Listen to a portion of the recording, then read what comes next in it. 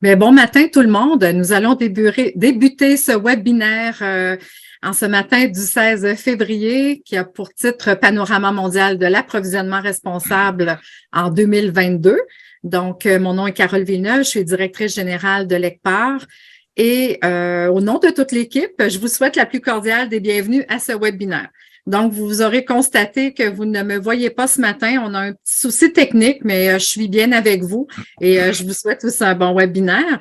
Donc, l'activité d'aujourd'hui qui est organisée en collaboration avec le laboratoire interdisciplinaire de la responsabilité sociale des entreprises de l'Université Laval et le Programme des Nations unies pour l'environnement nous plonge dans les principales conclusions et recommandations de l'édition 2022 du panorama mondial des marchés publics durables. Cet événement a pour objectif de vous fournir un aperçu de l'état actuel des achats publics durables sur le plan international en soulignant les progrès réalisés dans la mise en œuvre ainsi que les principaux moteurs, défis et tendances émergentes. Pour nous dévoiler comment se porte l'approvisionnement responsable à travers le monde, tant au point de vue gouvernemental que privé, accueillons tous ensemble les principaux contributeurs de ce rapport. D'abord, M. Farid Yaker, responsable du programme sur l'approvisionnement durable du Programme des Nations unies pour l'environnement. Madame Or Adel, experte conseil en approvisionnement responsable à l'ECPAR, ainsi que M. Luc Bresse, professeur agrégé et co-directeur du laboratoire pour la responsabilité sociale des entreprises de l'Université Laval. Les présentations seront suivies d'une période de questions à la toute fin. Vous pourrez poser vos questions à l'un ou l'autre des conférenciers et également utiliser la conversation pour y inscrire vos questions. Là, je demanderai à l'équipe de l'ECPAR, comme je n'ai pas accès à cette conversation, de guider la période de questions et ce qui sera inscrit dans la conversation. Je vous informe aussi que les présentations seront disponibles quelques jours après la tenue de ce webinaire. Enfin, juste avant de débuter, nous vous demandons de fermer votre micro et de l'ouvrir aux besoins durant la période de questions. Alors, débutons. Donc, sans plus tarder, je laisse la parole à M. Farid Yaker du Programme des Nations unies pour l'environnement qui présentera l'étude du panorama mondial 2022 et les tendances globales en approvisionnement responsable. Donc, bonne présentation, Farid. Merci beaucoup, Carolina. Et merci pour l'invitation et pour cette initiative. On a lancé l'étude ou le panorama mondial à fin 2022, en décembre. Et on est très heureux que vous saisissiez donc de cette publication, qui malheureusement est encore en anglais, pour le présenter aux francophones du monde entier. Et donc moi, je dois vous dire que je suis à Paris présentement, et je pense qu'il y a un certain nombre de personnes qui se sont connectées depuis l'Europe. Et donc je leur dis bon après-midi, mais je dis bon matin à tous les Québécois et les Nord-Américains.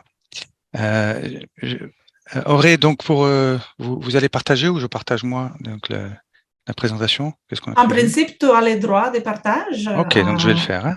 Ouais. Voilà. Ok. Vous me dites juste si ça apparaît à l'écran. Oui, ça apparaît. Ok. Voilà, donc je vais vous présenter un petit peu rapidement le produit et puis les principales tendances qu'on a notées pour cette édition 2022. Alors tout d'abord, c'est notre troisième édition là, du panorama mondial de l'approvisionnement durable. Donc, il faut savoir qu'on a eu déjà, en 2013, on a démarré ce travail.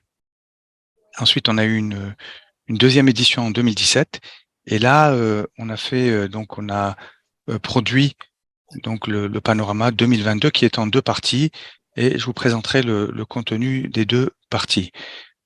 L'objectif, c'est vraiment de fournir un aperçu global de l'état des achats au niveau des gouvernements nationaux, mais on a, comme vous le verrez, étendu au secteur privé, et donc Luc nous présentera l'analyse qui a été faite au secteur privé, mais également aux organisations internationales et au secteur académique. On cherche également à évaluer les progrès qui ont été accomplis dans la réalisation de l'objectif de développement durable 12.7, pardon, de la cible 12.7.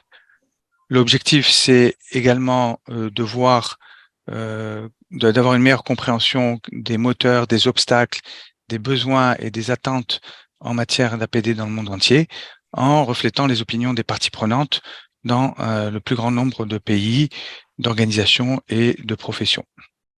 Donc, c'est vraiment un panorama mondial qu'on essaye de faire à travers ce travail. Donc, on produit également, en plus des 2 tomes là que je vous ai montrés, un autre travail qui va être donc délivré très prochainement, c'est des fiches pays. Donc, on profite du fait que les pays ont rempli un questionnaire pour le panorama mondial pour produire une fiche pays sur l'avancement des achats publics durables, je vais dire les APD, au niveau des pays les plus avancés, en tout cas ceux qui ont participé à l'étude. Et là, en 2017, on avait 40 pays et on a augmenté le nombre à 45 pays en 2022. Donc ça, vous recevrez très prochainement donc je dirais ce tome 3 ou cette publication annexe du panorama mondial. Alors en termes de méthodologie, comment on a travaillé? Alors on a toujours les questionnaires nationaux, ça on a ça depuis 2013, sauf que là on est monté, comme je vous le disais, à 45 pays en 2022. On a également un sondage auprès des parties prenantes et les tendances que je vais vous livrer sont basées sur ce sondage. Et là, on a eu une participation de 322 personnes, parties prenantes, comparé à 201 en 2017. Donc, on a une augmentation importante. Donc, et ces 322 représentent 92 pays. Donc, il y a vraiment une couverture géographique très intéressante et assez large. On fait également une revue de littérature. Là, on a examiné 208 sources en 2022 contre 70 en 2017. On a augmenté de près de 3 fois donc le nombre de sources qui ont été analysées. On a un processus d'examen par les pairs. On a 14 évaluateurs qui ont relu donc le panorama avant sa rédaction finale et il nous a apporté beaucoup de conseils et d'éclairages. Et également des entrevues semi-structurées. On en a eu 26 en 2022 contre 6. Alors je le disais, on intègre également les résultats du travail qui est fait de collecte de données de l'ODD 12.7.1. En 2020, on avait fait un exercice et les résultats ont été intégrés dans le panorama. Alors, on a été soutenu par les Coréens, par KT, l'agence environnementale coréenne, par la Norvège, et on participait donc à la rédaction. ASU, qui est le Arizona State University, ils ont un laboratoire donc de recherche sur les achats responsables. Bien sûr, l'ECPAR, qui est co-organisateur aujourd'hui, l'Université Laval qui a déjà été citée, et puis l'Université de Turin. Alors, comme je vous le disais, on a étendu un peu le champ. On a dans la partie 1, on a rajouté en plus des tendances mondiales, de recommandations, on a ajouté une analyse des progrès accomplis dans la réalisation des objectifs de développement durable. Et puis, dans la partie 2, on a fait l'analyse du secteur privé, l'analyse des organisations intergouvernementales, et puis un aperçu des activités des organisations internationales de soutien et des réseaux d'achat public durable, des réseaux régionaux, des réseaux internationaux qui soutiennent et qui promeuvent les APD. Donc, en termes de participation, je vous ai dit qu'on était monté à près de 320, à plus de 320 donc participants au sondage. Et vous voyez qu'il y a une répartition qui est assez globale. Bien sûr, il y a une majorité des participants qui viennent soit de l'Amérique du Nord, soit de l'Europe, soit de l'Asie, mais on a une participation intéressante d'Amérique latine et une participation qui n'est pas négligeable d'Afrique. En termes de type de participants, c'est plutôt le secteur public que vous voyez en bleu ici, mais il y a également donc une participation du secteur privé, donc du monde de l'entreprise, également du monde académique et des organisations non gouvernementales. Alors, quels sont les modes d'action qui émergent en termes de soutien aux APD? Alors, on s'est rendu compte que globalement, les principaux modes d'action étaient inchangés, c'est-à-dire qu'il y avait principalement, ça consiste à acheter des produits durables ou des services, mais on voit que la dimension réduction des achats ou meilleure prise en compte des besoins devient de plus en plus important. Donc là, elle est classée troisième en 2022. Il y a également donc le dialogue avec le marché qui progresse, puisque là, on est en quatrième position. Donc ça, c'est les deux aspects qui sont notables en termes de changement de mode d'action. En termes de type de d'objectifs socio-économiques, on s'aperçoit que la technologie et l'innovation font un bond de la 5e à la première place. Et ça nous étonne pas parce qu'on s'aperçoit que très rapidement, notamment en Europe, il y a eu disons un consensus sur l'intérêt d'utiliser les achats publics durables pour soutenir l'innovation. Donc ça nous étonne pas. Et également la place, disons, en soutenir également les PME qui arrivent donc en deuxième place, bien qu'ils étaient en première place, mais ils ont été détrônés par l'innovation. En termes en bas à gauche en vert, en termes d'objectifs environnementaux, on voit que le changement climatique, bien sûr, maintenant est à la première place, qui n'est pas surprenant compte tenu de la place que prend cet objectif et de la gravité de la situation en termes de climat. Il était deuxième, il est passé en premier. La minimisation donc des déchets passe en deuxième. Et puis, on a toujours l'utilisation rationnelle des ressources en troisième position. En termes à droite de la diapo, là, vous avez les produits qui sont les plus demandés ou les plus achetés dans le cadre des programmes APD. Alors, on a toujours en première et en deuxième position donc soit les équipements électroniques, soit les services énergétiques. Par contre, on s'aperçoit que les véhicules arrivent maintenant en troisième position, qui n'est pas surprenant compte tenu du fait que maintenant on a une meilleure offre de véhicules durables à travers les véhicules électriques ou les véhicules hybrides. Et puis également la construction et le design de bâtiments qui arrivent en quatrième position, ce qui montre qu'on a également une recherche d'impact et que les achats étant donné deviennent plus mûrs et on est capable de s'attaquer à des catégories qui sont plus complexes, comme également les infrastructures qui sont en cinquième position. En termes des étapes du cycle d'achat qui sont le plus utilisées, on a toujours l'étape des spécifications techniques avec dans 24% des cas, mais on voit que l'analyse des besoins, c'est quand même dans 16% des cas, et la consultation du marché également est citée par 10% des répondants. Et il y a une grande diversité donc d'utilisation de différentes étapes, avec des chiffres qui sont néanmoins faibles, par exemple pour tout ce qui est les clauses de performance qui sont utilisées dans 7% des cas, les audits de fournisseurs, 3%. Donc il y a un travail à faire pour faire en sorte que les achats, les APD, soient plus utilisés dans les différentes phases du cycle d'achat pour jouer tout leur rôle et essayer d'atteindre tout leur potentiel.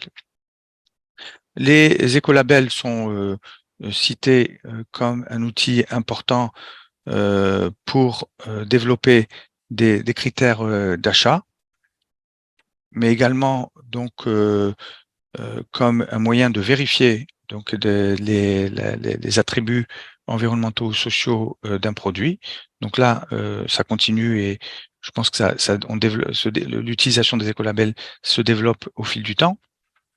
Ensuite, en termes de suivi et évaluation, on s'aperçoit qu'il y a également un progrès. En première position, on a toujours donc les contrats et le nombre de contrats et qui est ce qui est le plus mesuré, mais on voit qu'il y a un progrès notable de la mesure des impacts et des bénéfices des APD. Ce qui était à la 5e position, donc en 2017, devient à 2e position. Donc, on est de plus en plus intéressé à savoir quels sont donc les impacts environnementaux et sociaux des achats. On a besoin de mesurer un peu tout ça pour faire en sorte que nos politiques soient mesurées, in fine. En termes de moteur, on a donc toujours les plans d'action et les engagements politiques qui sont vus comme un moteur essentiel. On a toujours en 2e position les politiques obligatoires ou les règles obligatoires d'achat, et on reviendra là-dessus. Mais on voit que en 3e position, la disponibilité d'outils, et notamment de critères d'achat, est citée comme un moteur important. Et ça traduit également la maturité des EPD où les acheteurs ont de plus en plus besoin d'outils pour mettre en œuvre donc ces APD. Et puis également le travail qui est fait au niveau des catégories. Et je reviendrai là-dessus. Au niveau des barrières, on a toujours le fait que il y a une perception qui est très souvent exacte que les produits durables sont plus chers. Mais vous voyez que, de nouveau, le caractère obligatoire des achats progresse puisqu'il est en 2e position. Et dans ce cas-là, c'est un manque d'obligation d'achat qui est cité comme une barrière. Je vais essayer d'aller vite parce que je dois passer la parole à mes petits camarades. En termes de sujets qui émergent, vous voyez que le renforcement des capacités prend la première place, toujours la maturité du secteur. Les écolabels, donc maintenant, passent en 2e position, sont détrônés par donc le renforcement de capacité, mais on a une progression notable des plateformes d'achat électronique parce que la technologie a évolué, qu'il y a de plus en plus d'utilisation d'achats électroniques et qu'on sait l'impact positif que ça peut avoir sur les achats publics durables. Alors, tous les personnes interrogées pensent que il va y avoir un progrès au cours des prochaines années et un développement des activités d'APD. Et ils pensent également que le Covid-21 a eu, en général, en majorité, ils pensent qu'il a eu peu d'impact sur les APD. Certains pensent qu'il y a eu un petit impact négatif, d'autres qu'il y a eu un petit impact positif.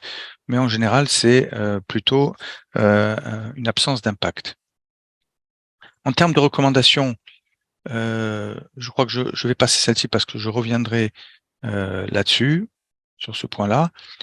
Et je termine avec l'aspect régional pour dire que c'est dans les pays en développement, en Asie et en Amérique latine qu'on perçoit le plus, ou disons, pense que il y a une absence d'obligation qui se fait au détriment de la performance des achats publics durables, de leur progrès, et également de l'absence de soutien politique est ressentie en Amérique latine et en Afrique. En Amérique du Nord, par contre, et je pense également dans les pays plus avancés, on se plaint du fait que il y a une compétition entre les objectifs de développement durable. C'est-à-dire qu'on en demande trop aux acheteurs et qui sont écartelés entre des demandes concurrentes. Le manque de formation donc est cité également en Amérique du Nord et dans une moindre mesure en Amérique latine, ce qui montre également que il y a un progrès, qu'il y a de plus en plus de personnes qui sont impliquées dans les achats publics durables et que donc les programmes de formation doivent suivre, comme doit suivre également la mise à disposition d'outils vous voyez que en Afrique de l'Ouest, on se plaint donc de l'absence ou du nombre insuffisant d'outils qui sont mis à disposition des acheteurs. Voilà. Et donc, je clôture en disant que, en général, on note une augmentation continue de l'engagement en faveur des APD, que les questions environnementales restent prioritaires, mais il y a un intérêt croissant pour la dimension socio-économique. Il y a une croissance du niveau de maturité dont j'ai parlé et qui est en relation notamment avec la catégorisation des produits. On travaille plus au niveau du produit, des catégories. Il y a des marges inexploitées pour intégrer les APD à toutes les étapes du cycle d'approvisionnement. Il y a un progrès dans le suivi, un progrès dans l'adoption de plans d'action et dans le renforcement des capacités. Les engagements politiques, les objectifs ciblés et les plans d'action restent les principaux moteurs, en plus de la présence de lois et de mandats juridiques. Et on a toujours une perception que les produits et services durables sont plus chers et ça reste l'obstacle des APD le plus cité. Et la mise en disposition d'outils est demandée, en particulier de la part des organisations internationales. Voilà, je vous remercie et je m'excuse d'avoir été un peu long. Pas de problème, Farid. Merci vraiment beaucoup pour nous avoir fait découvrir là, cette grande étude mondiale et puis les grandes lignes de sa méthodologie et des principaux résultats. Donc, vraiment fort intéressant. Maintenant, laissons la parole à Or-Adel pour nous divulguer les avancées dans les gouvernements nationaux. Donc, à toi, Or. Ouais, merci, Carole, puis merci à tous et toutes d'être là ce matin avec nous. Alors, moi, je vais présenter les résultats, les progrès par rapport aux gouvernements nationaux. Qu'est-ce que les gouvernements ont mis plus de l'avant, qu'est-ce qu'ils ont avancé. Et les données viennent, comme Farid l'a mentionné, des deux sources, les questionnaires au gouvernement faits spécifiquement pour les panoramas, mais aussi, dans certains cas, on peaufine les informations, les conclusions avec les données provenant du calcul de l'objectif de développement durable 12.7. Ce qu'on a vu, c'est que dans cette édition de 2022 de Panorama, c'est qu'il y a un nombre croissant des gouvernements qui participent dans ces démarches, dans le calcul, dans la fourniture d'informations par rapport à leurs pratiques, leurs actions de développement, d'approvisionnement responsable ou durable. Ici, dans le graphique, vous voyez en rouge sont les gouvernements qui ont participé juste à l'objectif de développement durable 12.7. En bleu pâle, ceux qui ont participé au questionnaire pour les panoramas. Puis les bleus plus foncés avec les lignes rouges, les gouvernements qui ont participé aux 12 exercices. Alors, on voit que pour les panoramas, il y a 45 gouvernements, comme Farid l'a mentionné. Pour les ODD, pour les 12.7, 40. Et après, on a de cette poule la moitié qui a participé aux 12 exercices. Et juste pour nuancer un peu les résultats ou les variations entre l'édition de 2017 et cette nouvelle édition, autour de 57%, un peu plus de la moitié des gouvernements qui avaient participé en 2017 ont aussi participé en 2022. Alors ça, c'est pour comprendre un peu, des fois, il va y avoir des changements par rapport à l'évolution d'une édition à l'autre. Ça explique un peu parce qu'on n'a pas le même pool de répondants. Les rôles des approvisionnements durables en tant qu'instrument politique, on voit qu'il a grandi. Si on analyse un peu les données avec les années depuis près 1992, c'est avant la première convention de Rio, puis après avec le temps, jusqu'à maintenant avec les dernières évaluations, les derniers questionnaires, on voit que de toutes les organisations, de tous les gouvernements nationaux qui ont participé, tous ont l'approvisionnement responsable comme instrument dans leur politique nationale générale, soit de développement durable, de protection de l'environnement ou certaines politiques spécifiques comme de protection contre les changements climatiques ou d'autres. Alors, tous les répondants ont des engagements d'achat responsables dans ces politiques plus globales. 3/4, plus ou moins, ils ont des politiques spécifiques d'approvisionnement responsable et 80% ont aussi adapté leur règlement, leur loi d'approvisionnement pour inclure la dimension d'approvisionnement responsable. Ça, c'était une des barrières qui était analysée ou identifiée au début de l'approvisionnement responsable en général ou durable. Puis on voit que vraiment de tous les répondants, la plupart, ils ont aussi adapté leur règlement d'approvisionnement pour faire mention au développement durable. Alors, plus de 2/3 de tous les répondants, il y avait les 3 niveaux d'engagement pour l'approvisionnement durable, un grand niveau stratégique, des plans spécifiques et aussi les règles de l'approvisionnement modifiées. Et moins de 20%, il y avait seulement des engagements au niveau politique, soit au niveau général ou avec des plans spécifiques, mais pas beaucoup qui n'avaient pas comme modifié leur règlement, leur loi. Puis de ces exemples-là, de ces cas-là, c'est souvent les gouvernements qui ont commencé, qui sont plus débutants dans leur démarche d'approvisionnement durable. On voit aussi que l'approvisionnement responsable ou durable est intégré dans une grande diversité de politiques stratégiques. Ici, dans le graphique, on voit celles en vert, c'est plus qui sont reliées à l'environnement ou au développement durable en général. Celles qui sont en jaune ocre, c'est plus socio-économique, puis celles en bleu, c'est plus des politiques de gouvernance. Alors, on voit que l'achat durable est encore très présent ou mentionné comme outil dans beaucoup de politiques environnementales, protection générale de l'environnement, développement durable, celles reliées à l'énergie renouvelable, la lutte contre les changements climatiques, l'économie circulaire, un peu moins dans les politiques, les macro-politiques d'économie ou de développement social, etc. On le voit un peu moins. Mais si on regarde les politiques spécifiquement dédiées à l'approvisionnement responsable, on voit que les objectifs sociaux prennent de plus en plus d'importance.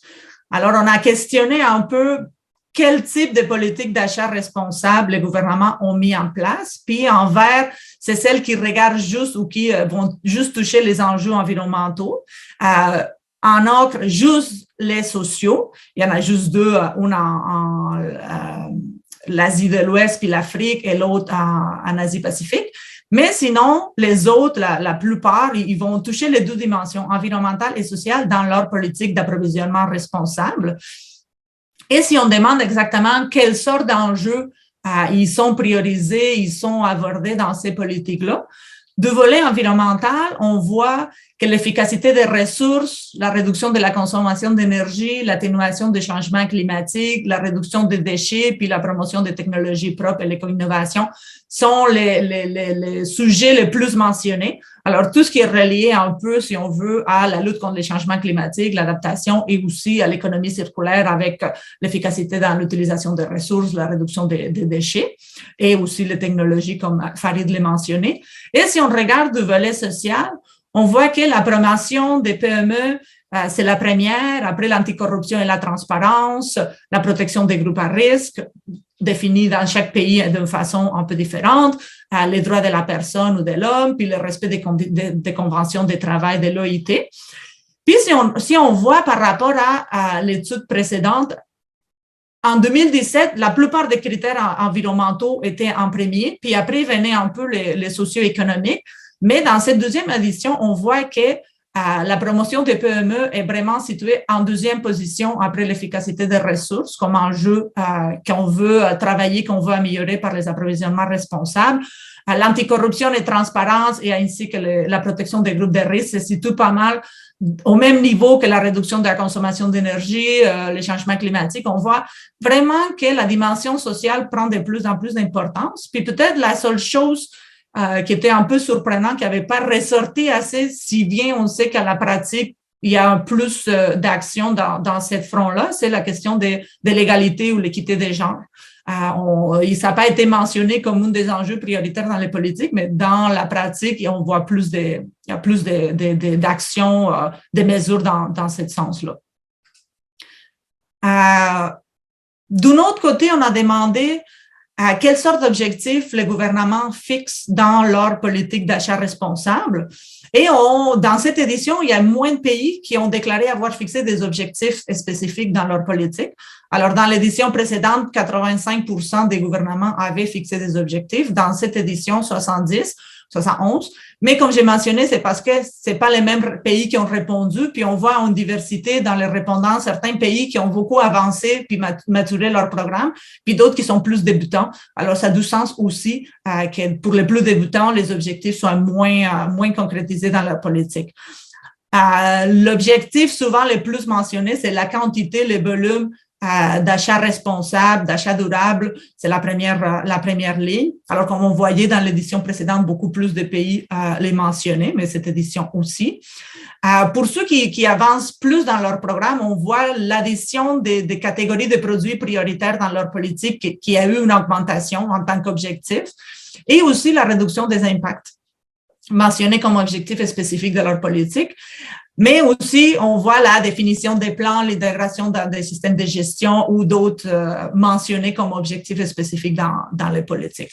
Alors, ça justifie vraiment par le type d'organisations qui ont répondu au questionnaire. On a posé aussi la question de c'est quel ministère, c'est quelle agence qui lidère la définition, l'élaboration des politiques d'achat durable. Puis on voit que autant le ministère de l'Environnement que celui des Finances ou l'économie sont ceux qui sont mis plus de l'avant. Alors on voit par exemple que les ministères des Finances, d'économie, des commerces sont très co-responsables du développement de ces politiques avec la participation des ministères de l'Environnement, du développement durable ou d'autres. Puis après, il y a d'autres qui vont participer souvent quand il y a des politiques spécifiques pour un élément ou un autre de la durabilité, par exemple les ministères du Travail pour tout ce qui est l'intégration, l'égalité, droit de la personne, des fois les ministères des infrastructures ou des commerces pour les volets plus de PME. Alors, on voit une diversité, mais c'est vraiment environnement et finances qui sont de l'avant dans la définition des politiques. Et pour ce qui est le déploiement, un peu la même chose. Ce qu'on voit, par contre, c'est que les ministères de l'Environnement ou reliés sont encore les plus présentes, mais les agences d'approvisionnement gouvernemental et les ministères des Finances ou équivalents, ils ont beaucoup augmenté leur présence dans le déploiement. On voit puis aussi le quatrième point, les comités interministériels, on voit vraiment cet engagement envers l'approvisionnement responsable, cette rôle stratégique de l'approvisionnement responsable qui amène à que les responsables justement de l'argent, le ministère des Finances, l'agence d'approvisionnement et d'autres soient plus impliqués dans le déploiement de l'approvisionnement responsable. Si bien encore le développement, l'environnement ou le développement durable sont encore là, mais c'est cette tendance de passer de juste environnement à plus développement durable, outils stratégiques. Quand c'est question d'aider les organismes à mettre en place l'approvisionnement responsable, les gouvernements fournissent une panoplie de mesures de soutien. Ça n'a pas beaucoup changé par rapport à 2017. On met encore beaucoup d'efforts sur la formation, comme Farid mentionnait, aussi donner l'information, définir des critères et guides d'approvisionnement responsable, intégrer ça avec les outils d'approvisionnement aussi. On voit que pas mal, ça revient un peu les mêmes sortes d'actions. Où on a vu plus de progrès, c'est dans l'engagement avec les marchés. Ça a augmenté le pourcentage des gouvernements qui mentionnent ces dialogues avec les marchés pour leur pratique d'approvisionnement responsable. Et par rapport aux critères, la moitié mentionne que ces critères sont obligatoires. L'obligation, ça peut être pour toutes les agences ou juste une partie, pour toutes les catégories de produits ou certains priorisés. Puis ce qu'on voit en général, c'est que quand c'est obligatoire, ça va être obligatoire pour certaines catégories de produits, mais pour tous les organismes qui sont assujettis à la politique d'achat durable. Alors, on voit vraiment un intérêt puis un progrès dans les catégories qui doivent être achetées de façon obligatoire, puis ça aide beaucoup aux praticiens quand c'est obligatoire, ils n'ont pas le choix, puis ça pose moins de problème d'aller de l'avant.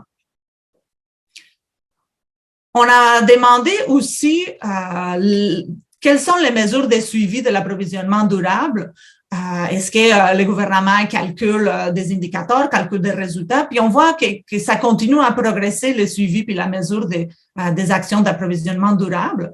Alors, 3/4 des pays qui ont répondu au questionnaire, ils ont en place des systèmes de mesures. Puis, normalement, il y a comme trois types d'actions qui sont mesurées. D'un côté, l'institutionnalisation, c'est à quel point l'achat responsable devient quelque chose imbriqué dans la culture de l'organisation, dans les processus, dans les modèles des documents, etc. Les extrants, que c'est les appels d'offres, finalement, qui ont été lancés avec des critères de développement durable ou les achats des produits plus écologiques ou plus socialement responsables, etc. C'est les actions réelles d'approvisionnement et aussi les impacts, l'effet en termes environnementaux, en termes sociaux, en termes économiques de nos approvisionnements responsables. Puis on voit que 70% font les premières, autour de 90%, 91% vont mesurer comme en lien avec les objectifs qui sont fixés des volumes d'approvisionnement responsable. Alors, ça va ensemble. Et juste en tiers, 33% calculent ou essayent d'estimer les impacts, l'effet que ces approvisionnements ont vraiment sur la réduction des gaz à effet de serre, la réduction de la consommation, l'amélioration des conditions de travail, par exemple. Ici, dans le graphique, on voit un peu l'évolution. La ligne plus foncée, c'est les résultats de cette édition de 2022. La ligne pâle, c'est le résultat de 2017 et la grise, c'est la différence. Alors, par juste les groupes de gouvernements qui ont répondu, on voit qu'il y a eu comme une grosse augmentation des gouvernements qui mesurent plus cette institutionnalisation. C'est le premier point dans le graphique. Alors, les plus débutants vont mesurer plus à quel point il y a des plans d'action qui sont mis en place, il y a la formation qui est fournie, il y a l'intégration dans les systèmes. On va mesurer plus, s'assurer que la politique est vraiment mise en place. Après, les autres trois, c'est par rapport aux extrants calculés de différentes façons. La première, c'est combien d'appels d'offres, combien de contrats introduisent des critères de durabilité. La deuxième, c'est plutôt combien de produits, de services, de travaux ont été achetés qui ont vraiment des caractéristiques environnementales et sociales. Et le troisième, c'est les achats auprès des groupes de fournisseurs qui sont préférés par le gouvernement parce que c'est des entreprises locales, parce que c'est des PME, parce que c'est des entreprises de la diversité, ou d'autres. Chaque pays va définir ça un peu différent, mais c'est calculé aussi à ce type d'indicateurs. Et finalement, la dernière, c'est les calculs des impacts des effets. On ne voit pas une grosse différence entre une édition et l'autre. C'est encore les plus avancés qui vont mesurer, qui vont essayer de calculer les impacts. Mais on n'a pas vu une grosse évolution par rapport à celle-là. Et si on prend un peu les indicateurs qui sont calculés, les rouges foncés, c'est plus l'institutionnalisation. Alors, comme j'ai mentionné, l'existence des plans d'action dans les différents départements ou ministères, l'intégration de l'achat responsable dans les procédures. Si on descend plus bas, la définition des responsabilités, des mécanismes de gouvernance pour la politique, puis le numéro des personnes qui ont reçu la formation en approvisionnement responsable, par exemple. Si on regarde les extrants, ça, c'est les roses plus foncées. Alors, en première position, c'est la quantité d'appels d'offres qui ont été lancés avec des critères de développement durable. Ça, c'est parce que dans les répondants, il y a beaucoup d'Européennes, puis ça, c'est l'indicateur défini par la Commission européenne que beaucoup de pays suivent, en plus des autres participants. On voit aussi l'achat des produits, des services, des travaux avec des caractéristiques de développement durable. Ça, c'est plus en Asie qui est calculé en détail, ou par exemple les numéros des contrats, pas d'appel d'offres, mais des contrats réels qui ont des critères de développement durable, et aussi, comme j'ai mentionné, le 13e point un peu moins, la dépense auprès des entreprises préférentielles, par exemple. Et pour ce qui est les impacts, les roses plus pâles, mais on voit des bénéfices environnementaux en premier lieu, après la contribution aux objectifs de développement durable, puis des bénéfices sociaux ou économiques un peu plus bas. On calcule encore les bénéfices en termes justement de réduction de la consommation, réduction des émissions de gaz à effet de serre, etc., avant que l'impact social, mais ça s'en vient. Puis la façon de collecter ces données, c'est souvent avec des questionnaires standardisés que les organisations remplissent une fois par année, et aussi directement par les plateformes d'achat public, soit d'annonces d'appels d'offres ou des plateformes d'achat direct des produits spécifiques. On va collecter de plus en plus d'informations. ça qui facilite beaucoup justement la collecte des données, le suivi puis l'évaluation des indicateurs. Alors, pour résumer un peu le tout, le panorama mondial de l'achat responsable, on voit qu'il a évolué depuis le dernier bilan. Alors, il y a de nouveaux gouvernements qui adhèrent à l'achat durable, alors qui commencent leurs efforts, et aussi que le système des pionniers arrive plus à maturité, il commence à être bien déployé, bien mis en place. On observe aussi cette augmentation de l'élaboration des politiques et de réglementations à l'appui de l'achat durable à tous les niveaux, autant dans les politiques stratégiques générales que dans des politiques spécifiques d'achat responsable, que dans les règlements, les lois de l'approvisionnement qui sont modifiées pour appuyer l'approvisionnement responsable. Les enjeux de durabilité qui sont abordés dans les politiques d'achat durable évoluent également. Puis on a vu la dimension socio-économique qui étant de plus en plus présente dans les différentes politiques. On passe de juste l'environnement à être plus développement durable, les trois dimensions. Et les autorités publiques ayant une responsabilité soit économique ou des finances, juste un rôle de premier plan, justement, soulignant cette importance stratégique de l'approvisionnement durable. C'est plus le ministère de l'Environnement qui se bat pour avoir une politique d'achat durable, ça vient vraiment de plus haut à des organismes, des instances avec des responsabilités économiques et financières pour leur développement et déploiement. Et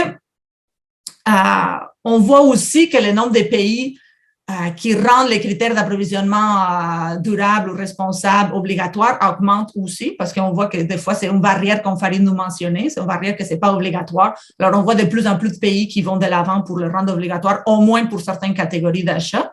Et le suivi aussi augmente d'une édition à l'autre, grâce surtout aux plateformes électroniques qui permettent comme une collecte et un traitement des données plus facile que jusqu'à date. Alors, on voit vraiment une progression générale dans la maturité des programmes, dans les pays qui sont impliqués, puis dans ce rôle stratégique de l'approvisionnement responsable. C'est tout de mon côté pour les gouvernements nationaux. Alors, je retourne la parole à Carole.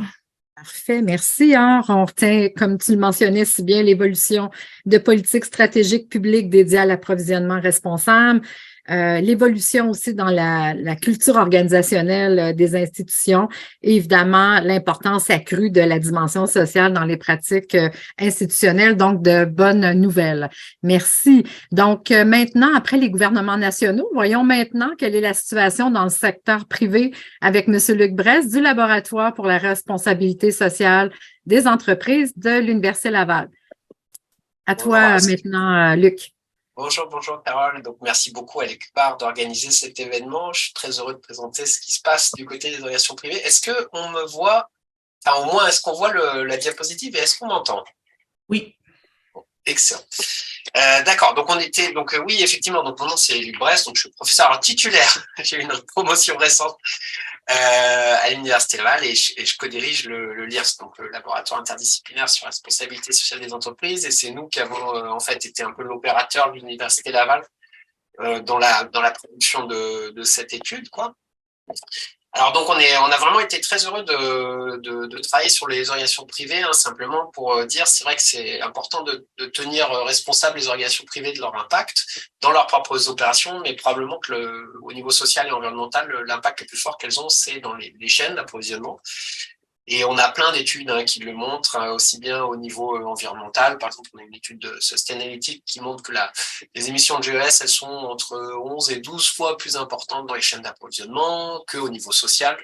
Là, il y a tout un tas d'études. On pourrait citer celle de la Workforce Disclosure Initiative qui montre que quasiment la très, très grande majorité des incidents liés au droit du travail, c'est dans les chaînes d'approvisionnement responsables.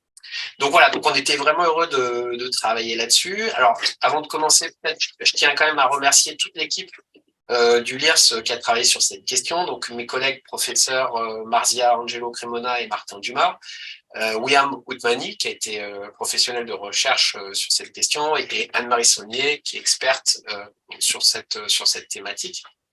Et aussi, bien sûr, le PUE qui nous a donné l'occasion de travailler là-dessus, et notamment Farid, donc qu'on a vu, et Agnès Wirsby, qui j'espère que je n'écorche pas son nom, mais qui ont beaucoup relu et contribué à ce chapitre, et aussi les 14 évaluateurs anonymes que mentionnait Farid au début de la présentation. Alors, ce que je vais faire, c'est que je vais vous donner un rapide aperçu de la méthodologie parce que comme c'était les organisations privées pour la première fois qui étaient couvertes par ce bilan mondial du PNUE, on a un peu adapté, modifié. Enfin, on a bâti nos résultats sur les sources de données qui étaient déjà mobilisées. On en a ajouté d'autres. Ensuite, je parlerai des enjeux finalement qui préoccupent le plus ou qui touchent le plus les organisations privées. Dans l'approvisionnement responsable. Alors, je parlerai pas sur les acétates, c'est AR, hein, l'abréviation que j'utiliserai pour approvisionnement responsable, approvisionnement durable, mais bon, c'est ça dont on va parler. On regardera ensuite ce que j'ai appelé les facteurs facilitant l'adoption d'approvisionnement responsable dans les organisations privées. Donc, en fait, on pourrait aussi parler de moteur hein, dans les organisations publiques, dans les présentations précédentes, je crois qu'on a parlé de moteur, c'est la même chose. Les barrières qui empêchent les organisations privées d'adopter l'approvisionnement responsable ou qui nuisent un petit peu à l'implantation de ces démarches. On essaiera ensuite de proposer un peu un état de la pratique de l'approvisionnement responsable dans les organisations privées et puis on s'intéressera aux bénéfices, c'est-à-dire aux impacts qu'ont les politiques d'approvisionnement responsable des organisations privées sur leur environnement et aussi aux bénéfices qu'elles peuvent essayer d'en tirer. Voilà, alors quelques mots sur la méthodologie. Donc l'objectif, comme pour le reste du bilan mondial, c'est quand même de proposer un bilan global de l'approvisionnement responsable dans les organisations privées. Donc nous, on a utilisé les sources de données qui étaient déjà mobilisées dans cette étude, notamment le sondage qui a été fait comme le mentionnait Farid au début de notre rencontre, auquel en fait ont répondu des organisations privées. Ce qu'on a fait, c'est que nous, on a ajouté des entrevues semi-dirigées avec des experts. Alors, en plus des 16 entrevues qui ont été mentionnées au départ, on en a ajouté 10 avec des gens qui ont une très très bonne connaissance au niveau international de ce qui se passe dans l'approvisionnement responsable du secteur privé. Et on a aussi colligé, compilé et synthétisé les rapports internationaux et nationaux de différentes organisations qui visent justement à dresser un bilan. Donc, par exemple, le baromètre que fait l'ECPAR, le baromètre canadien de l'approvisionnement responsable, mais aussi des études qui existent en France par Ecovalis, etc., d'autres grandes organisations internationales. Et puis, on a mis tout ça en perspective avec la recherche scientifique la plus récente, donc les articles qu'on trouve dans les journaux évalués par les pairs. Alors, qu'est-ce qu'on trouve ? Donc, quand on regarde les enjeux de l'approvisionnement responsable dans les organisations privées, donc qu'est-ce qui préoccupe les organisations privées ? Quels sont les enjeux qui ressortent beaucoup dans les questionnaires auprès de nos experts, dans la littérature et dans les études ? Alors là, c'est intéressant. Nous, ce qu'on a trouvé, c'est qu'à l'inverse de ce qui se passait, de ce que vient de présenter Or dans les organisations publiques, c'est plutôt la dimension sociale, les enjeux sociaux qui touchent beaucoup les organisations privées ou qui ressortent beaucoup quand on demande aux organisations privées ce sur quoi elles travaillent. Et donc, 3 enjeux en particulier, les droits humains, le droit du travail, l'économie locale, enfin la promotion des économies locales et diversité et inclusion. Parmi les éléments d'explication, ce que mentionnaient plusieurs de nos experts et ce qu'on voit aussi, c'est qu'il y a eu beaucoup de réglementations qui touchent de plus en plus le secteur privé en Europe, aux États-Unis, en Amérique du Nord et de plus en plus dans le reste du monde. Et en fait, il y a beaucoup de ces réglementations qui visent ou qui intègrent des obligations sur les dimensions sociales. Alors, on peut penser à toute la législation contre l'esclavage moderne, par exemple. Voilà. Donc ça, ce serait des éléments d'explication. Alors, les dimensions environnementales sont présentes quand même. Et alors là, par contre, le constat est le même que dans les organisations publiques. Il y a vraiment un enjeu qui domine un peu tout le reste, c'est la lutte contre le changement climatique. Voilà. Alors, ce qu'on voit aussi, c'est qu'il y a des enjeux émergents, c'est-à-dire des enjeux qui apparaissent de manière un peu moins fréquente dans l'ensemble de nos sources de données, mais qui sont quand même là. On pourrait comparer ça à des signaux faibles et aussi qui ont été évoqués dans les entrevues qu'on a pu mener avec les experts et les expertes. Alors, il y a tout ce qui est genre, diversité et inclusion, enfin, qui est déjà présent, on le voit un peu plus haut, mais qui, selon les experts, va gagner en importance. Il y a la question des Premières Nations et des peuples autochtones et de la biodiversité aussi qui devrait gagner en importance. Ceci étant dit, ce qui ressort beaucoup, alors ça c'est étonnant et c'est un petit peu différent peut-être de ce qui apparaissait dans les organisations publiques, c'est que là on a différents éléments qui montrent que la Covid quand même a eu un impact très très fort sur les organisations privées et ça touche à des enjeux liés à l'approvisionnement responsable. Alors, ce qu'on a vu et ce qui est beaucoup ressorti, c'est ce nous on a appelé les travailleurs de fond de chaîne. Alors, on en a parlé par exemple dans les médias plus ici, pendant la Covid-19, tous ces travailleurs essentiels qui étaient plutôt des travailleurs qu'on voyait, c'est-à-dire de première ligne, comme les livreurs, etc. Dans les chaînes d'approvisionnement, c'est plutôt l'inverse, c'est-à-dire qu'il y a des travailleurs qui sont assez invisibles normalement, mais dont l'importance c'est beaucoup manifesté au cours de la Covid-19, donc des personnes qui travaillent dans les usines, chez des fournisseurs, etc., et qui amènent une réflexion en fait sur les conditions de travail qu'on peut leur apporter, et sur l'importance aussi d'associer ça à la résilience des chaînes d'approvisionnement. Alors ça, c'est le deuxième impact de la Covid, c'est qu'il y a une grosse réflexion autour de la résilience des chaînes d'approvisionnement. Alors pourquoi ça touche à l'approvisionnement responsable? On en reparlera tout à l'heure parce que de plus en plus, en fait, dans le monde financier, il y a cette idée qu'une bonne performance ESG, donc environnementale, sociale et au niveau de la gouvernance, est un proxy qui permet d'évaluer la résilience des chaînes d'approvisionnement. Donc il y a une conjonction un petit peu comme ça qui s'opère. Et puis ce qu'on a vu aussi, c'est l'enjeu de la relocalisation et de l'approvisionnement local. Alors là, c'est assez intéressant parce qu'on voit aussi une convergence d'acteurs, disons plutôt gouvernementaux, qui parfois sont relativement conservateurs dans leur politique d'approvisionnement responsable, avec des acteurs beaucoup plus issus du monde des ONG, etc., qui parfois ont des revendications plus progressistes, qui s'alignent sur cette idée de relocaliser. Donc, à la fois, ça peut être perçu comme un enjeu de souveraineté nationale, mais ça peut être aussi beaucoup perçu comme un enjeu environnemental à travers la réduction des transports, des émissions de GES, etc. Alors, voilà pour les enjeux. Ce qu'on peut regarder, c'est les facteurs facilitants ou les moteurs de l'approvisionnement responsable dans le privé. Alors, il y a des facteurs qu'on a appelés clés, enfin essentiels dans le rapport là, qui est en anglais, hein, mais donc il y en a 3 en fait, et c'est pas une surprise. Donc il y a vraiment le soutien de la direction, les régulations et ce qu'on a appelé adhésion organisationnelle. Où en fait on a regroupé plusieurs facteurs dans nos données. Hein. Donc c'est en fait la culture, la disposition des employés, l'appétence des employés par rapport aux sujets sociaux et environnementaux. Enfin bref, tout ce qui n'est pas l'organisation formelle, quoi. Tout ce qui n'est pas les politiques, les structures d'incitatifs, etc. Et donc, c'est ça les 3 facteurs finalement qui favorisent le plus l'implantation, le succès des démarches d'approvisionnement responsable. Donc, c'est pas tant une surprise parce que c'est quand même bien établi dans la littérature scientifique au niveau de l'adoption de la durabilité dans les organisations. En revanche, ce qui était plus intéressant, c'est qu'un autre facteur qui apparaît, qui est un peu intermédiaire, qui apparaît un petit peu moins, mais quand même fort dans nos données, c'est le rôle des parties prenantes. Et là, ce qu'on observe à travers les rapports et les entrevues qu'on a pu avoir avec nos experts, c'est qu'il y a sans doute une transformation du rôle des parties prenantes. Donc, ce que nous disent les experts, ce qu'on voit dans les études, c'est que peut-être qu'il y a quelques années, en fait, c'était beaucoup des parties prenantes plus activistes, disons, des ONG qui relevaient des scandales, par exemple, qui remettaient en question des rapports et tout. Donc ça existe toujours, hein, bien sûr, mais de plus en plus, il y a d'autres catégories de parties prenantes externes qui jouent un rôle de plus en plus important et qui sont beaucoup liées au monde économique. Donc on a les consommateurs, notamment les jeunes générations qui sont très sensibles aux questions environnementales et sociales. On a les gouvernements, donc ça on en a parlé dans les 2 précédentes présentations, mais qui sont aussi de plus en plus sensibles à ça et aussi qui ont passé un certain nombre de régulations depuis 2015 en fait, beaucoup, vous voyez ça beaucoup dans les données. Et on a aussi le monde financier. Donc ça, c'est intéressant. Alors là, ce qui est comme facteur explicatif qui était intéressant, qui est ressorti notamment au niveau de nos experts, c'est peut-être le fait qu'il y a de plus en plus de régulations et aussi d'initiatives, disons, volontaires, mais qui poussent à la reddition de comptes sur les aspects environnementaux et sociaux. Et que cette réduction de compte produit de l'information en fait qui peut être ensuite intégrée dans les décisions économiques, notamment des consommateurs et des investisseurs, et qui leur permettent du coup d'agir de plus en plus au niveau de l'approvisionnement responsable dans le secteur privé. Alors après, d'autres facteurs importants qui apparaissent dans différentes études, dans les entrevues et parfois dans le sondage, mais qui étaient quand même un peu en dessous au niveau de l'intensité des facteurs clés, ce sont tous ce qu'on a appelé les facteurs, enfin ce qu'on a appelé nous dans le rapport les facteurs liés au savoir-faire, quoi. Donc c'est l'accès aux compétences, à la formation, donc ça c'est beaucoup lié aux ressources humaines, et aussi les outils et systèmes, et particulièrement les outils et systèmes de suivi et de mesure de l'approvisionnement responsable.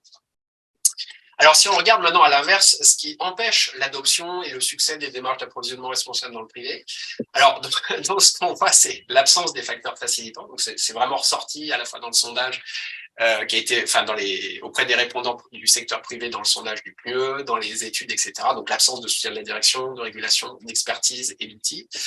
On a eu des discussions un peu philosophiques pour savoir ce que l'absence de facteurs facilitants, finalement, c'était des barrières. Bon, mais quand même, faut le mentionner, quoi. Ça gêne les démarches d'approvisionnement. On a les coûts. Alors ça, on en parlait tantôt. C'est aussi vrai dans le secteur privé. Là, quand on regarde le sondage du PNUE, il y a 43% des répondants du secteur privé qui évoque une peur des coûts, enfin quand on s'engage dans les démarches d'approvisionnement responsable, ce qui était aussi évoqué dans nos entrevues avec les experts et dans différentes études.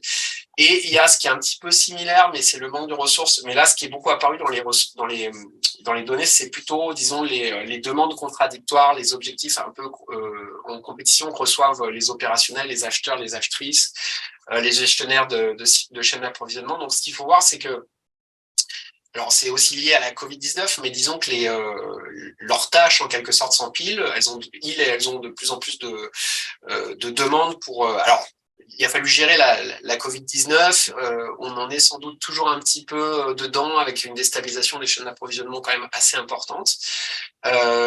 Et ensuite, toutes les demandes liées à l'approvisionnement responsable, donc liées aux dimensions sociales et environnementales, et tout ça s'empile et il n'y a pas nécessairement les ressources derrière pour le gérer. Donc voilà, c'est pour ça qu'on a pu parler d'un effet goulot d'étranglement.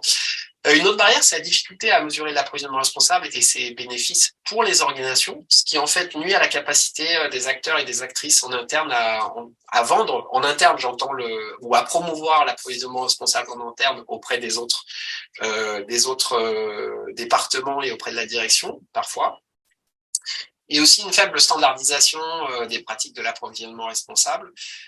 Donc là, ce qui sort un peu des données, c'est qu'il y a beaucoup d'initiatives qui visent à encadrer ou à parfois des initiatives volontaires, enfin autour de l'approvisionnement responsable, qui sont pas toutes les mêmes, qui sont parfois un peu en contradiction.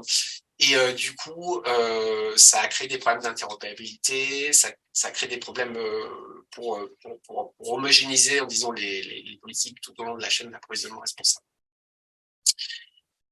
Alors, si on essaye de fournir un état un peu de la pratique dans les organisations privées, alors, ce qu'on peut dire en fait, c'est qu'on a quand même une convergence d'indices pour pouvoir affirmer avec un bon degré de certitude que l'approvisionnement responsable fait partie de la pratique courante, notamment dans les grandes organisations. Donc on le voit parce que le nombre d'organisations qui participent à ce type d'initiative comme le PNUE ou d'autres comme le baromètre, ECPAR, etc. augmente beaucoup. On le voit aussi parce que de plus en plus l'approvisionnement responsable c'est discuté dans les associations professionnelles, au niveau des gestionnaires de chaînes d'approvisionnement, des acheteurs, etc. On le voit parce que les résultats quand même en termes de performance qu'on peut mesurer en tout cas augmentent dans une certaine mesure, quoi. Donc, on voit quand même qu'on est dans la pratique courante. Ce qui pose un problème qui est beaucoup ressorti, c'est le défi des PME et des TPE, quoi. Donc, c'est vrai que là, les politiques qu'on voit, on les voit beaucoup au niveau des grandes organisations. Donc, le modèle qu'on a, c'est parfois un peu ça. Et en fait, quand on essaie de l'intégrer au niveau des PME et des TPE, ça change la donne, quoi. C'est des organisations différentes avec des ressources différentes et des moyens différents.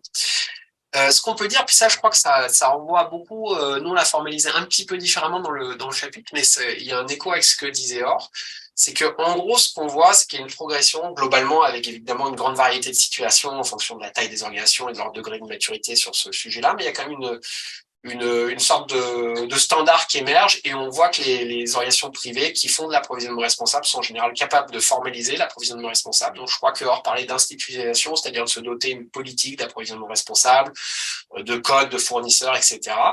Une capacité aussi à prendre des engagements, souvent des engagements publics aussi, qu'on retrouve dans les rapports de développement durable et tout. Donc, ça, c'est intéressant. Et à former. Notamment leurs acheteurs et tout. Donc ça, c'est vraiment intéressant. Alors, on voit aussi des limites dans le secteur privé. Une première limite quand même importante, c'est la gestion des fournisseurs. Donc en fait, on a ce qu'on voit, c'est que les organisations qui font de l'approvisionnement responsable souvent, enfin toujours s'occupent de leurs fournisseurs de rang 1. Mais au-delà du rang 1, c'est plus compliqué. Et là, les études qu'on a, quand on regarde alors rang 2, il y a quelques organisations qui le font, mais quand on regarde vraiment au rang 3, là, ça devient vraiment une très faible partie des organisations. Les études qu'on a montrent que c'est autour de 5 ou 6%. Et en plus, ce qu'il faut voir, c'est que les études là sur lesquelles on s'appuie, donc il y a l'étude d'Ecovadis, il y a le baromètre, enfin il y en a plusieurs, ces études où souvent les organisations participent de manière volontaire, donc c'est souvent les organisations sans doute qui sont plutôt vertueuses sur cette question. Donc ce 5% là, c'est sans doute optimiste, quoi. Donc ce que ça veut dire, c'est que finalement au-delà du rang 2, il y a peu d'organisations qui s'intéressent à leurs fournisseurs. Et l'autre chose qu'on voit, c'est que parfois il y a des relations. Alors j'ai traduit ça de l'anglais arm's length relationship, quoi, des relations on pourrait dire un peu en chien de faïence qui s'instaurent entre les fournisseurs et les acheteurs dans le cadre de ces démarches-là, c'est-à-dire qu'il y a beaucoup de recours à l'assertif et à l'audit, ce qui est quand même très utile dans une certaine mesure. mais ça peut introduire des relations parfois un peu tendues avec les fournisseurs. Et côté fournisseurs, il y a aussi parfois, on a vu une ou deux études qui montrent un doute sur l'authenticité des démarches. Donc les fournisseurs se demandent si réellement les acheteurs leur demandent ça pour des raisons liées à l'environnement et au social, ou s'il y a d'autres raisons, parfois plus économiques. L'autre question qu'on se pose, c'est qu'on peut voir qu'il y a une adoption qui peut rester quand même superficielle. Finalement, quand on regarde, un exemple qui peut le montrer, c'est quand on regarde les organisations qui se dotent de politiques en termes d'approvisionnement responsable. Finalement, ces politiques concernent une petite partie des services et des produits qu'elles achètent. Bon, c'est difficile de donner un ordre de grandeur parce que ça varie un peu, mais on serait sans doute autour de 30-40%. Et l'autre chose, c'est ce que disait, c'est par rapport aux indicateurs qu'évoquait Or, là, aux trois catégories. Donc, les bénéfices, l'impact, on pourrait dire, des sociaux et environnementaux de l'approvisionnement responsable reste quand même assez peu mesuré, ou en tout cas, plus précisément, il y a assez peu de reddition de comptes autour de ça, public, accessible publiquement.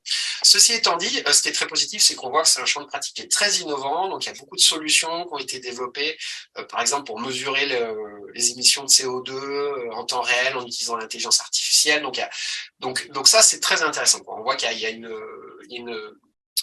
grande appétence pour essayer de prendre ce problème et de développer des pratiques et des solutions techniques innovantes.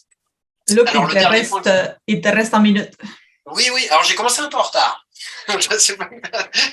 mais oui, je termine. De toute façon, c'est le dernier acétate. Donc, les bénéfices ou l'impact. Alors, comme je le disais, là, un des problèmes, une des limites peut-être de ce qu'on voit, c'est qu'il y a assez peu de réduction de compte public au niveau de l'impact de l'approvisionnement responsable, enfin des politiques d'approvisionnement responsable des organisations pour leur communauté, quoi. Donc, c'est difficile de proposer un portrait global. Ce qu'on voit aussi, c'est qu'il y a un possible risque de privatisation de l'information, c'est-à-dire que les législations, les initiatives privées, comme je le disais, poussent à une reddition de compte, donc elle existe.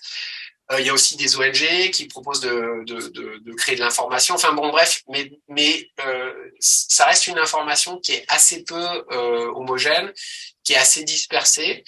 Et souvent, c'est plutôt les opérateurs privés qui vont être en mesure de la capturer d'une certaine manière et de produire des rapports. Il y a aussi beaucoup d'informations qui sont liées à l'audit sur ces sujets-là qui sont peu ou pas accessibles, quoi. Ceci étant dit, si on se base sur nos données, les bénéfices les plus fréquemment mentionnés sont 1, la gestion du risque, 2, l'avantage commercial. Alors, avantage commercial, ce que ça voulait dire dans notre étude, c'est surtout en termes de capacité d'innovation et de perception auprès des consommatrices et des consommateurs. Et 3, l'attractivité pour les investisseurs.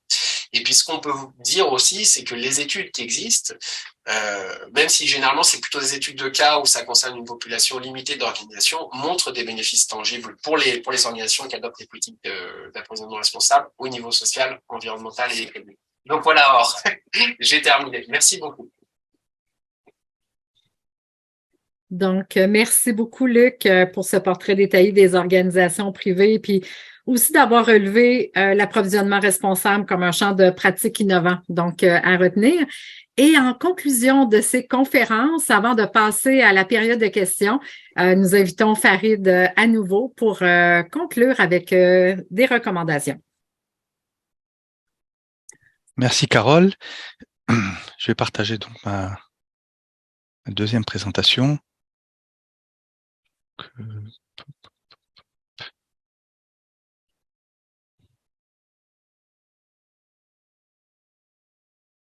Voilà, on va passer à la partie recommandations. Ça, c'est une partie qui a été rédigée par nos amis de l'Arizona State University. Et donc, je vais vous présenter. Donc, ils ont émis 9 recommandations. La première, c'est, mais vous comprenez toute l'importance de cette recommandation, c'est de rendre obligatoire les critères et les lignes directrices en matière d'approvisionnement. On s'est aperçu que là où il y avait une obligation de suivre donc les recommandations en termes de type d'attributs environnemental ou social à utiliser dans l'achat, ça a constitué donc une incitation, ça a constitué une garantie pour réussir donc l'approvisionnement durable. On s'aperçoit que il y a une diversité de situations au niveau international. Donc 62% des gouvernements ont élaboré des critères ou des lignes directrices pour au moins une catégorie de produits ou de services. Et seulement 31% des pays ont des applications obligatoires de ces critères ou lignes directrices. C'est-à-dire qu'on développe des critères, mais on ne les rend pas toujours obligatoires. Mais c'est une tendance, notamment en Europe avec l'Union européenne, qui est en train de s'affirmer. Pour l'instant, on est à 47% en Europe et on est à 83% en Asie. En Asie, il y a beaucoup plus, donc le caractère obligatoire de l'achat durable est beaucoup plus marqué, avec une correspondance entre l'écolabel national et donc les types de critères et les produits pour lesquels l'achat est obligatoire, qui sont liés à un écolabel, donc comme je disais, national. Bon, ça concerne plutôt les pays avancés en Asie, comme la Chine, le Japon, la Thaïlande, maintenant la Malaisie, mais c'est en train de s'étendre à d'autres pays asiatiques. D'autre part, on s'aperçoit que la législation, donc des lois qui soutiennent l'approvisionnement durable, favorise son adoption, et une adoption qui est cohérente. Donc, en mettant en place une législation, on envoie un signal fort aux acheteurs, on déplace les marchés vers plus de durabilité à travers l'impact qu'on a sur les marchés, on atténue les risques, notamment pour les acheteurs, et on accélère le changement de culture organisationnelle et on mobilise donc plus d'actions en faveur de l'approvisionnement durable. La deuxième recommandation, c'est de passer de l'approvisionnement au prix le plus bas au rapport qualité-prix.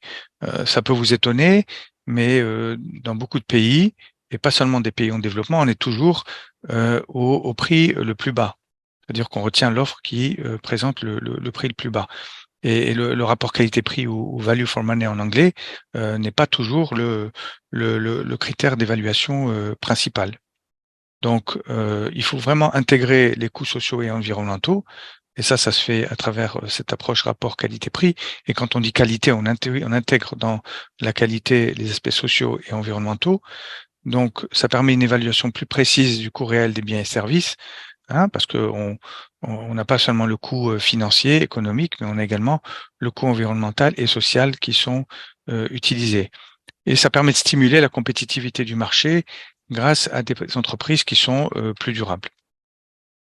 La troisième recommandation, c'est de mettre en place, bien sûr, excusez-moi, désolé, c'est d'avoir des mesures incitatives et de faire du renforcement de capacité.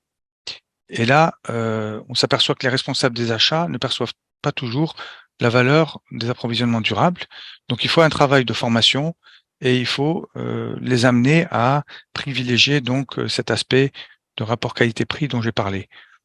Important de travailler aussi au niveau des recrutements et de valoriser l'expertise en matière de développement durable lors des embauches pour améliorer rapidement les capacités. Si on a des collaborateurs qui sont recrutés, qui ont déjà donc des connaissances et donc des capacités en termes de développement durable, ça va être beaucoup plus facile donc d'étendre leur formation et de les sensibiliser à ces aspects-là. Il y a également la formation des fournisseurs qui est particulièrement utile pour les PME pour qu'elles puissent soumissionner pour obtenir des contrats gouvernementaux. Donc, inclure chaque fois qu'il est possible un aspect de formation des fournisseurs à l'approvisionnement durable. Et puis les incitations aussi avec des concours internes créatifs et les récompenses externes, comme ça se fait à travers le prix Procura Plus de ICLE ou le prix du SPLC aux États-Unis. Ensuite, améliorer la réputation en matière de durabilité des entités contractantes. Ça, que ce soit au niveau des nations ou des villes ou des régions, on s'aperçoit que la réputation en matière de durabilité joue un rôle très important. Elle joue un rôle important pour stimuler donc et favoriser donc les décisions d'implantation et d'investissement, les décisions de destination touristique et les perceptions de parties prenantes. Donc, ça démontre cette implication dans le développement durable des territoires, un engagement en matière donc de développement durable, et ça accroît la confiance des parties prenantes. Comment on peut s'y prendre? Donc, il faut accroître la transparence donc des actions qui sont réalisées par les territoires, notamment en matière d'approvisionnement durable, notamment avec les parties prenantes. Et il faut inclure donc dans la communication des informations sur les évaluations, les objectifs, les progrès qui sont réalisés vers l'atteinte des objectifs de durabilité.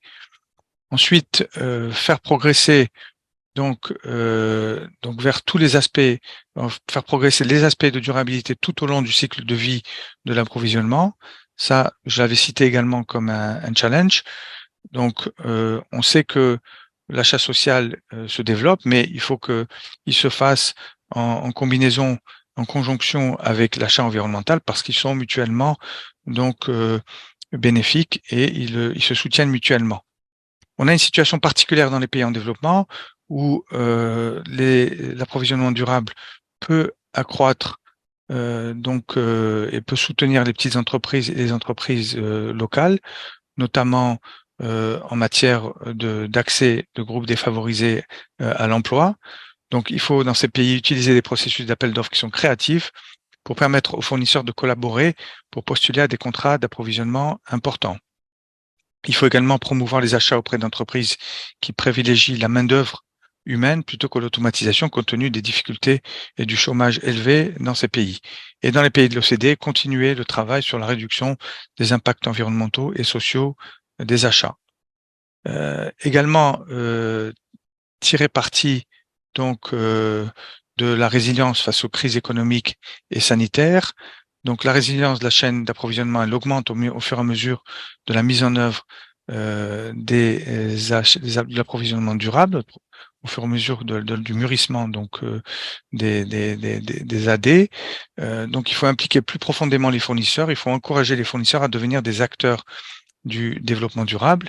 Et je vous donne l'exemple de la Colombie ou de la Chili, de l'Uruguay ou de la République dominicaine, où on utilise l'approvisionnement durable pour diversifier la base de fournisseurs, notamment les PME.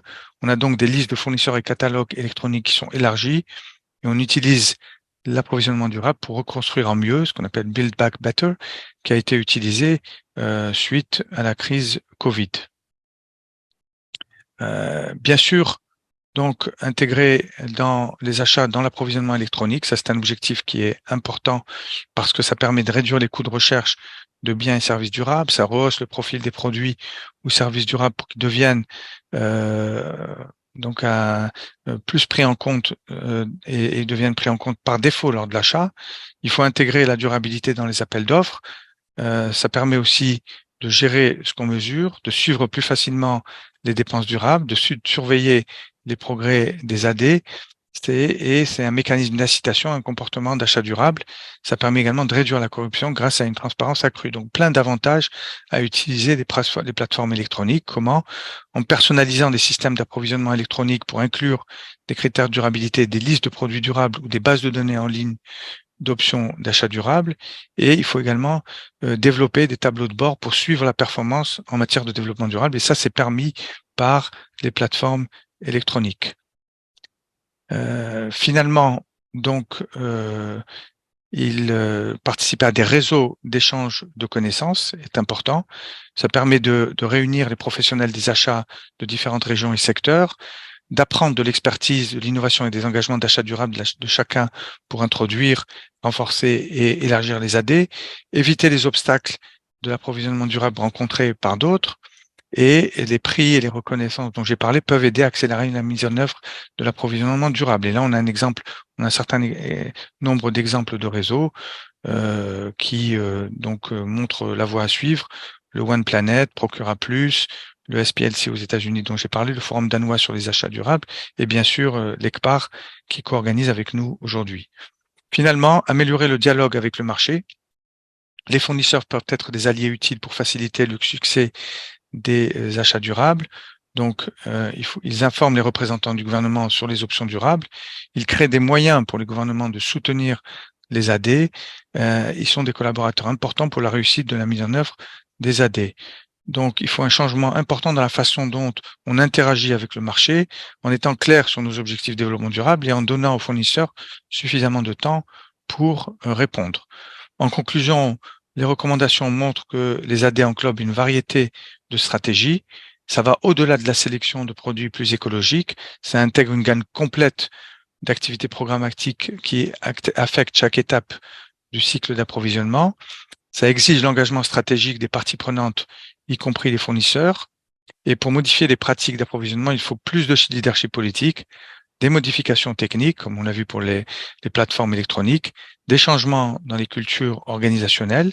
Là, pour le PNUE, on donne des exemples, on donne des recommandations, mais on s'engage également à continuer à fournir un soutien direct aux pays dans l'élaboration et la mise en œuvre des politiques et des plans d'action, à favoriser et faciliter les réseaux d'échanges régionaux comme on le fait en Amérique latine et en Asie, et à continuer à suivre l'indicateur ou les résultats des pays en termes de conformité avec l'indicateur 12.7.1 des ODT. Voilà, je vous remercie et je pense que on peut finalement passer à la période donc de questions-réponses. Et je redonne donc la parole à Carole Estefé. Merci Farid pour ces recommandations là, qui sont tirées des constats du rapport qui a été présenté aujourd'hui. Ça a été vraiment un grand privilège de vous réunir tous les trois. Donc, nous allons procéder maintenant à la période de questions. On vous invite à lever la main ou à inscrire votre question dans la conversation et Or et Laurence vont pouvoir vous guider vers l'un ou l'autre ou l'ensemble de nos conférenciers. Permettez-moi après de vous revoir pour le petit mot de la fin. Donc, on y va pour la période des questions. Bonjour tout le monde. Merci Farid, merci Or, merci Luc pour vos présentations très intéressantes. Votre rapport a l'air plein d'informations très pertinentes. D'ailleurs, Or, elle a mis dans le chat le lien vers le rapport si vous voulez le télécharger. Il est en anglais. On a une question pour l'instant, donc n'hésitez vraiment pas à en poser d'autres directement dans le Q&A. Elle s'adresse à Luc. C'est une question de Laurent Denoux de la part du ministère de l'Économie en France. Il voulait savoir si les entreprises ont évoqué l'usage d'un référentiel de type ISO 20400 ou du label Relations fournisseurs et achats responsables dans leurs mesures pour faire progresser leurs achats durables. Ouais, c'est vraiment une question très intéressante et on peut regarder aussi parce qu'on avait en plus recoupé, enfin alors parce que on a eu la chance d'être associé aussi au Bordeaux Park qui permettait de voir un peu quel référentiel a été mobilisé au Canada. Hein. Donc là, Or, Laurence, c'est partie des initiatives Lake Park. Mais en gros, ce qu'on voit sur ça, c'est que donc ISO 20400, c'est hyper important pour répondre au problème d'homogénéisation en fait des pratiques en matière d'approvisionnement responsable. Ceci étant dit, il y a beaucoup plus, ça décolle beaucoup plus en fait en Europe qu'en Amérique du Nord. Nous, ce qu'on avait vu, par exemple, au Canada, là, sur le baromètre 2020, c'est qu'il y avait assez peu d'organisations qui le mentionnaient dans leurs pratiques. Et à l'inverse, dans cette étude du PNUE, enfin dans le chapitre sur les organisations privées, on le voit beaucoup, mais plus en Europe. Beaucoup plus en Europe. Donc voilà. Et le label relation fournisseur et achat responsable. Alors ça, on l'a vu aussi sortir dans les études. Je pense que c'est plutôt une initiative française, je crois. Mais alors là, Monsieur Denoux me corrigera si je me trompe. Et du coup, ça ressort un peu moins à l'extérieur de l'Hexagone, quoi, à l'extérieur de France. Donc voilà, donc on voit un peu ça sur ISO 20400 pour l'instant, l'attraction elle est plutôt au niveau Europe et après dans les fournisseurs aussi. Alors après c'est des grosses entreprises européennes, donc leurs fournisseurs sont partout dans le monde, hein, par contre. Voilà, en quelques mots.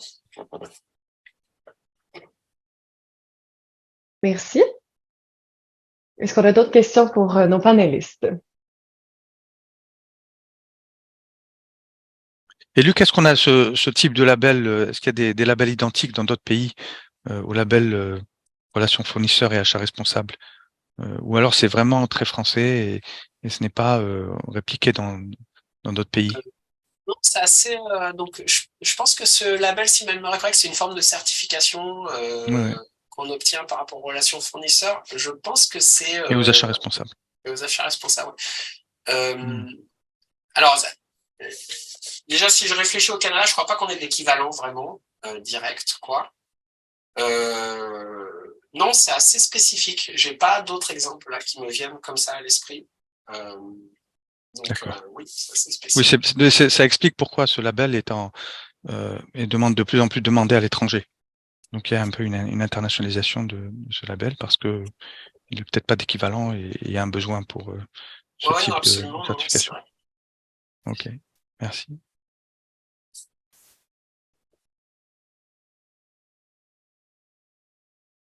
Alors après, on a des entreprises privées qui vont apporter des formes d'évaluation et de certification, qui vont peut-être un petit peu être dans là, l'intérêt de ce label, c'est ma compréhension, c'est qu'il est quand même porté par les pouvoirs publics, avec des opérateurs privés, bien sûr, qui peuvent faire la certif et l'audit, quoi. Merci pour tous ces échanges. Laurence, est-ce que nous avons d'autres questions? On en a une, mais c'est plutôt technique. On nous demande quand seront publiées les fiches pays mentionnées au début Très bien. de la présentation. On est en phase finale et donc d'ici fin février, et on informera tout le monde. Hein. On est quasiment en dernière lecture des 45 fiches pays. C'est ça, c'est les 45. Hein. 45 fiches pays, voilà. Donc qui seront en quelque sorte l'annexe du rapport, hein, qui serviront d'annexe au rapport, mais qui sont une publication indépendante. Donc, encore un peu de patience. Malheureusement, alors on attend des fonds pour pouvoir traduire tout ça en français. J'espère que on va les obtenir, comme ça a été le cas en 2017. On va vous le souhaiter. Oui, tout à fait. Puis merci Farid de nous tenir informés là, par l'entremise de Or et Luc pour qu'on puisse aussi relayer l'information auprès des membres de l'ECPAR, mais aussi de l'ensemble des organisations du Québec et du Canada. Il y a quelqu'un qui nous demande si, j'imagine que ça s'adresse à Luc, est-ce que le Global Reporting Initiative est utilisé par les entreprises pour la divulgation au niveau de l'approvisionnement responsable? Non, c'est assez peu sorti. Et alors là, moi, je sais que j'étais dans un comité un peu d'experts qui échangeait là-dessus il y a une semaine et qui disait que je n'ai pas analysé ce que dit la GRI pour l'approvisionnement responsable. Hein, donc, mais c'est possible que ce soit la dimension approvisionnement responsable soit relativement peu développée dans la GRI ou insuffisamment développée. Donc, même si ça reste quand même un standard extrêmement important et sans doute le plus utilisé pour la reddition de comptes extra-financières, donc des entreprises, quoi. Mais non, c'est assez peu ressorti, étonnamment. Moi, ça m'a un peu surpris aussi dans notre étude, quoi. Peut-être qu'il est moins mobilisé au niveau des achats par les opérationnels, à voir, à confirmer. Ouais. Merci.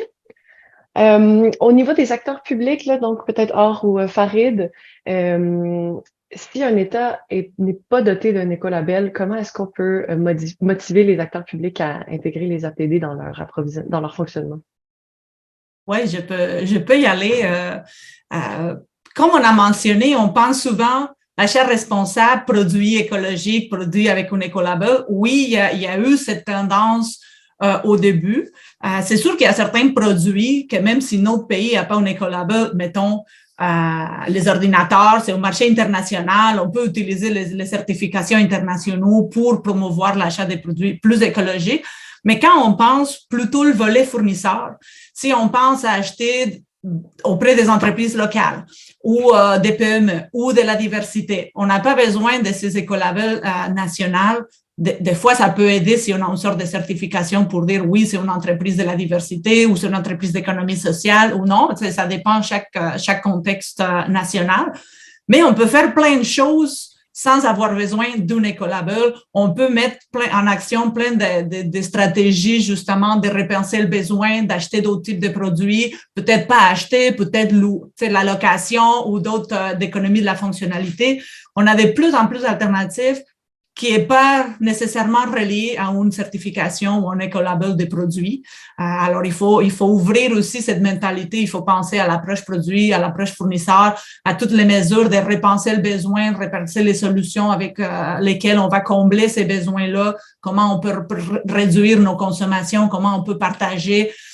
Alors, on peut faire plein de choses sans avoir un écolabel ou pour d'autres catégories de produits pour lesquels peut-être on n'a pas une certification. On peut penser à tout ce qui est services, travaux. On va penser à des pratiques plus écologiques d'exécuter ces travaux, à des si on pense à des constructions, là, la collecte sélective de toutes les résidus, les matières résiduelles qui vont être produites, comment on les achemine à des récupérateurs à la place d'enfouissement. Il y a tellement de pratiques qui nous permettent d'implanter l'approvisionnement responsable que c'est pas grave si on n'a pas un écolabel national comme les pays asiatiques, par exemple. Il y a plein d'alternatives, plein d'options. Je ne sais pas si Farid, tu veux rajouter. Ben non, je voudrais savoir, je te pose la question. Quand on n'a pas l'écolabel, comment on peut vérifier donc la durabilité ou les attributs environnementaux ou sociaux qui sont inclus dans l'appel d'offres? C'est ça la question. Comment on fait sans écolabel pour vérifier? Oui, si on pense à des attributs pour les produits. Oui. Mais je dis, on peut aller au-delà de là. Puis, c'est sûr que pour certains éléments, il va falloir, surtout si on pense par exemple à contenu recyclé, souvent ça va être une autodéclaration des entreprises plutôt qu'une certification comme par une tiers partie, là, puis on va l'accepter quand on pense à certains produits dans le marché que peut-être, par exemple, s'ils consomment l'énergie, peut-être il n'y a pas une certification, mais il y a un standard qu'il faut suivre pour déclarer cette consommation, mais on peut utiliser le résultat de ces tests-là même si on n'a pas une certification qui va en arrière. Et bien sûr, il y a un test qui a été demandé pour tous, puis on peut aller de l'avant aussi. Alors, il y a comme différence de stratégies. Merci, Farid, de ramener ça. Oui, c'est ce que je voulais dire. Donc, il y a pour certains produits dans certains pays où il n'y a pas d'écolabel, et puis ça coûte cher aussi de se faire certifier, hein. Donc, il faut avoir de l'imagination, il faut avoir des solutions innovantes, mais ça ne doit pas nous empêcher de pratiquer l'approvisionnement durable. Voilà. Merci à vous deux, très intéressant. Il y a notre participant Laurent Denou qui veut porter à notre attention une nouvelle norme ISO sur l'intégrité et la responsabilité de l'acheteur public qui aura été publiée récemment. Donc, peut porter attention à ça. Si vous avez le numéro de la norme, Laurent, je vous invite à nous le partager. Et sinon, on a une autre question aussi. Quelqu'un se demande s'il y a des processus d'approvisionnement responsables pour des secteurs d'activité en particulier. Donc, par exemple, est-ce que certains pays se sont penchés sur les achats responsables liés aux équipements médicaux, qui est, selon elle ou lui, là, un exemple de produit qui n'est pas nécessairement le premier auquel on pense. Donc, est-ce que les organisations font ce travail-là de décortication là, par secteur? Je pense que le commentaire anonyme est bienvenu, c'était est-ce qu'il y a des études, quoi. Donc oui, ça, il y a vraiment beaucoup d'études, hein. Donc il y en a par secteur d'activité, par exemple sur le textile, sur l'alimentaire, on peut penser à des études de la FAO là sur l'alimentaire. Ça peut être aussi sur des chaînes d'appro, mais un petit peu par thématique. Par exemple, le Carbon Disclosure va s'intéresser au carbone. Ils ont vraiment des grosses études intéressantes qui réunissent des milliers d'organisations sur le carbone, quoi, dans les chaînes d'approvisionnement. Donc ça existe. Et aussi dans ce cas-là, si on cherche quelque chose d'assez précieux, pour le coup, la recherche universitaire produit aussi ce type d'études. Donc j'ai des collègues qui vont travailler vraiment sur le manufacturier, etc., et qui vont vraiment analyser une chaîne d'appro, et aussi qui peut être dans un pays spécifique. Puis la question aussi demandait là si c'était la personne s'interrogeait pour savoir par exemple s'il y a des études sur les équipements médicaux et tout. Puis là, je dirais si on est plutôt sur une approche produit, là ça peut être intéressant de regarder parce qu'il y a beaucoup de choses qui existent, mais c'est vrai que là on va peut-être être plutôt sur des études style analyse de cycle de vie qui permettent justement de bien quantifier les impacts environnementaux et sociaux, mais plus dans une approche plus produit là. Et en l'occurrence là les équipements médicaux c'est assez spécifique quand même. Donc voilà, mais là, pour moi, c'est typique, si on est sur un produit comme ça, assez spécifique et tout, c'est typique d'une ACV, je pense. Voilà. Ouais, si je peux compléter, moi j'ai compris la question plus, est-ce que les achats durables se pratiquent également dans certaines catégories spécifiques? Et si je me trompe pas, Laurence. Et là, donc, je voudrais dire que effectivement, en général, on passe en revue les catégories classiques et communes, mais il faut dire qu'il y a également un travail qui est fait, par exemple au niveau du médical, au niveau international, par le PNUD, la FAO, enfin pardon, l'OMS, l'UNICEF, etc., qui achètent, qui ont dans leurs critères et dans leurs appels d'offres, donc des critères environnementaux et sociaux qui amènent le marché a évolué. Par exemple, les gants médicaux, il y a une évolution incroyable au fil du temps pour les rendre plus écologiques. Et les prix ont baissé aussi parce que les volumes ont suivi. Donc vous avez toute la préoccupation environnementale est en train d'intégrer donc ces types d'achats spécialisés, tout simplement parce que les acheteurs, que ce soit privés ou publics, commencent à intégrer donc des critères environnementaux dans leurs achats. Merci. Donc, la période des questions est terminée. Je donnerai la parole à Carole. Merci Laurence, merci à tous les trois. Donc, j'aimerais vraiment vous remercier pour votre générosité puis la présentation là, fort éloquente puis révélatrice de tellement précieuses informations. Donc, à travers tout ça, on attend la suite des choses. Donc, je tiens également à souligner l'importance de votre participation en si grand nombre ce matin, ce qui témoigne de l'importance d'approvisionnement responsable au sein des organisations, qu'elles soient publiques, privées. On ne peut qu'espérer que des synergies communes en découlent pour accroître les impacts positifs des pratiques d'achat sur les plans sociaux, environnementaux et économiques. J'aimerais profiter de l'occasion pour souligner l'accueil récent de nouveaux membres au sein de l'ECPAR et remercier EXO, le Bureau de coordination du développement durable du ministère de l'Environnement, de la lutte contre les changements climatiques, Faune et Parcs, et enfin Radio-Canada et l'Université de Sherbrooke qui vient tout juste de se joindre à nous également. Et souligner aussi la contribution de Recyc Québec pour la réalisation de travaux actuels pour le chantier alimentation durable et sans gaspillage, dont les résultats seront évidemment dévoilés à la fin, au début de l'été, on va dire au cours de l'été, à la fin des travaux et de la rédaction des rapports. Aussi, ne manquez pas notre prochain rendez-vous le 16 mars à midi, intitulé « Les produits du Québec, comment s'y prendre et en faire un succès ». Vous en apprendrez plus sur les 3 marques de certification qui ont été développées pour soutenir et favoriser l'achat local, ainsi que les résultats obtenus depuis leur lancement. Nous aurons le plaisir d'accueillir la directrice générale de cet organisme, Mme Elfie Morin, qui sera accompagnée de 2 entreprises qui témoigneront de leur expérience en matière de certification Achat Québec. Donc, n'hésitez pas encore une fois à nous faire part de vos commentaires et suggestions de thèmes, de sujets d'activité. Et sur ce, merci à tout le monde, puis on vous souhaite une très agréable journée, puis on vous dit à bientôt. Merci encore pour l'invitation, ECPAR. Plaisir. Merci, Carole. Au revoir. Au revoir. Au revoir.